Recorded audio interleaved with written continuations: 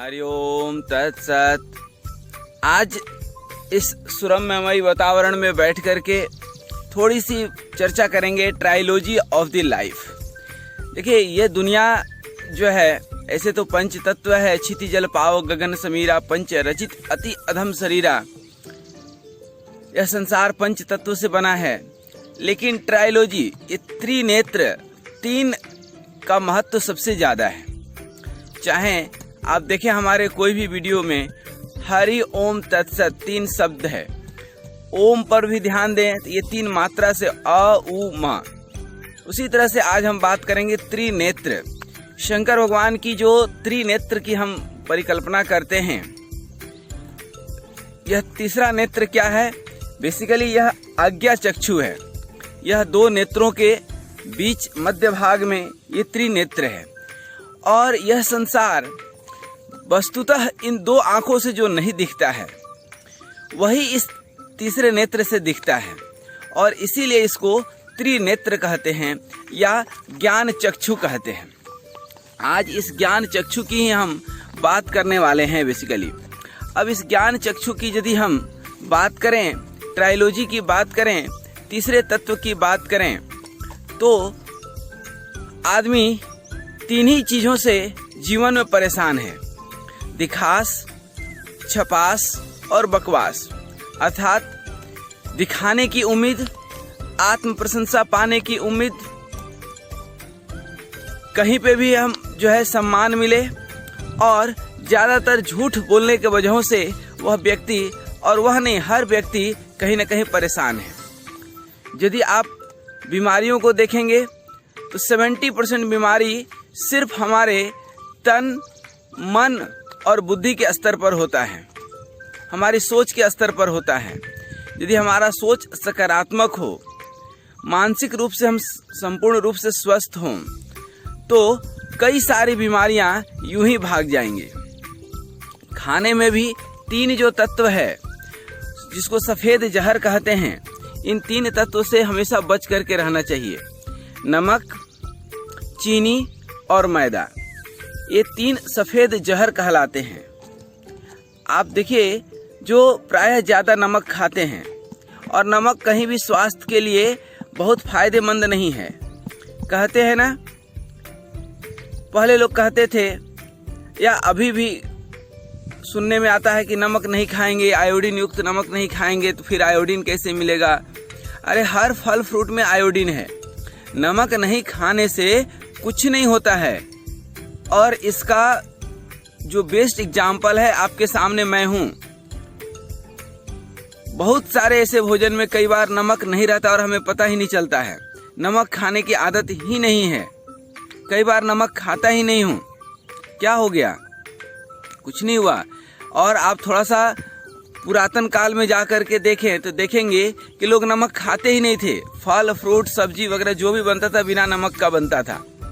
फिर बाद में चल करके रॉक साल्ट आया, जिसको कि सेंधा नमक कहते हैं, और बाद में चल करके समुद्री नमक आ गया। ये समुद्री नमक तो और भी जहर है, और भी जहर है। तो नमक शरीर के लिए कतई आवश्यक नहीं है। नमक खाने से सिर्फ और सिर्फ बीमारी ही होता है, कोई बीमारी ठीक नहीं होता है। क्योंकि विज्ञान की यह धारणा पूरी तरह से, चिकित्सा विज्ञान की धारणा गलत है कि नमक खाते हैं तो जरूरत के हिसाब से। खास करके कच्चा नमक तो सीधा जहर है। और यदि आपको नमक ज़्यादा खाने की आदत पड़ गई है, ज़्यादा नमकीन खाते हैं, तो स्वाभाविक रूप से आने वाले कुछ ही समय में ब्लड प्रेशर आपको हो जाएगा। और ब्लड प्रेशर लाइलाज बीमारी है। उसी तरह से दूसरा सफ़ेद जहर की बात करें तो वह है चीनी। आप देखिए, पुरातन काल में भारतीय संस्कृति में चीनी का कहीं नामो निशान नहीं था। ये तो अंग्रेज अपने सुविधा अनुसार चीनी बनाए थे। हमारे यहाँ गुड़ों की व्यवस्था थी। गुड़ जिसको मतलब कि जो है मीठा जिसको बोलते हैं, शक्कर जिसको बोलते हैं, ठीक ना, ढेला वाला, या कई सब जगहों पे काकरी बिकता है, वो काला कलर वाला, वो सबसे ज़्यादा स्वास्थ्य के लिए अति उत्तम है। चीनी डायरेक्ट जा करके हमारे ब्लड में मिलता है, और ब्लड शुगर जो है वह जो है बीमारी पैदा करता है। और ब्लड शुगर भी, जो डायबिटीज है, डायबिटिक्स एक्स जिस बीमारी के भी अंत में लग जाए, वह कभी ठीक होने वाला नहीं है। तो ये भी सफ़ेद जहर है। उसी तरह से यदि हम बात करें मैदा की, तो मैदा कम से कम 80 बीमारियों को पैदा करता है। पेट में जा कर के कई बार ब्रेड खाने में बहुत अच्छा लगता है, बिस्किट खाने में बहुत अच्छा लगता है, लेकिन ये पेट खराब करते हैं। और ये तुरंत खराब नहीं करते हैं, ये तीनों सफ़ेद जहर तुरंत आक्रमण नहीं करते हैं, स्लोली स्वीट पॉइजन की तरह काम करते हैं। और अंततोगत्वा ये जो है ऐसे बीमारी को जन्म देते हैं जो लाइलाज है, कभी ठीक नहीं होने वाला है। आप सिर्फ कंट्रोल कर सकते हैं, इसको पूर्ण रूप से ठीक नहीं करते हैं। उसी तरह से ट्रायोलॉजी ऑफ लाइफ में आगे बात करें तो ये तो खाने पीने की वस्तुएं हो गई। और कुछ लोग घी नहीं खाते हैं। एक चीज़ और बताना चाहते हैं आपको, घी जरूर खाना चाहिए। घी भोजन को शुद्ध करता है, तो जिस भोजन में भी आप घी डाल सकते हैं, ठीक ना। और उसी तरह जीवन जीने का 3 आधार भी आप सुन लीजिए। ट्रायोलॉजी ऑफ लाइफ की बात कर रहे हैं तो सत्य, अहिंसा और शाकाहार। अब सत्य क्या है? अस्तो मा सद्गम्य, इतने दिनों से हमारे ये भारत का ही जो है शब्द है। अहिंसा परमो धर्म, ये हमने ही बोला है। फिर शाकाहारी। अब ये शाकाहार क्या है? आप सीधा सा गणित समझें कि ऐसा कोई भी भोज्य पदार्थ जो हमारे स्वास्थ्य को नुकसान करता है वह मांसाहार है, वो गलत है, हमारे लिए ठीक नहीं है। यदि दूध पीने से भी आपको कुछ नुकसान होता है तो दूध भी आपके लिए मांसाहार हो गया। यूं दूध पीना कोई स्वास्थ्य के लिए बहुत अच्छा नहीं है। फिर बता दूं आपको, वनस्पति विज्ञान में आप जाएंगे, वनस्पति जितना हम लोग खाएंगे, कच्चे चीज जितना खाएंगे, चाहे वो फल हो या सब्जी हो या सलाद हो, इनकी मात्रा ज्यादा से ज्यादा, कच्चा चना हो, बादाम हो, जितना कच्चा चीज खाएंगे, जितनी उस पेट को आदत होगी कच्चा चीज पचाने की, उतना ज्यादा आप स्वस्थ होंगे। इसी तरह हमारे 3 देव ब्रह्मा विष्णु महेश, जीवन के 3 काल, भूतकाल, मध्यकाल और भविष्यकाल।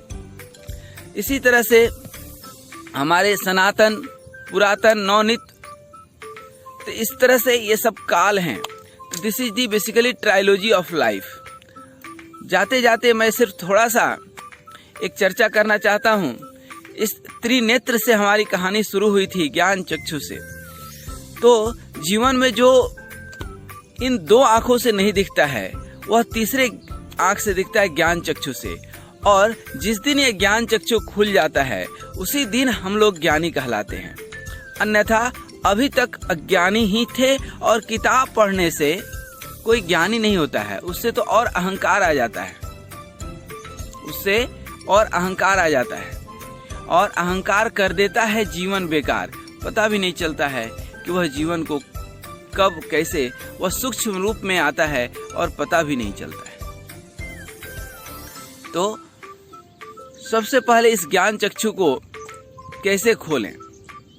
ये ज्ञान चक्षु सिर्फ और सिर्फ मेरे समझ से एक ही जो है तरीका है, और वह है ध्यान।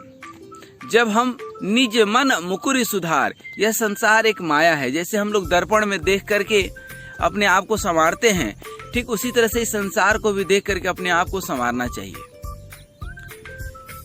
और संवारना कैसे चाहिए? हम हकीकत दुनिया में देख रहे हैं कि आए दिन लोग बीमार पड़ रहे हैं, नशा व्यसन से परिवार बर्बाद हो रहा है, शरीर बर्बाद हो रहा है, और हमारे व्यवहार से हमारे संबंध खराब हो रहे हैं, लेकिन फिर भी हम नहीं सुधरते हैं।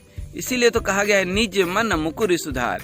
यह संसार को देखिए कि झूठ बोलने से लोगों की कितनी दुर्गति हुई, तो हम क्यों नहीं झूठ बोलना छोड़ते हैं?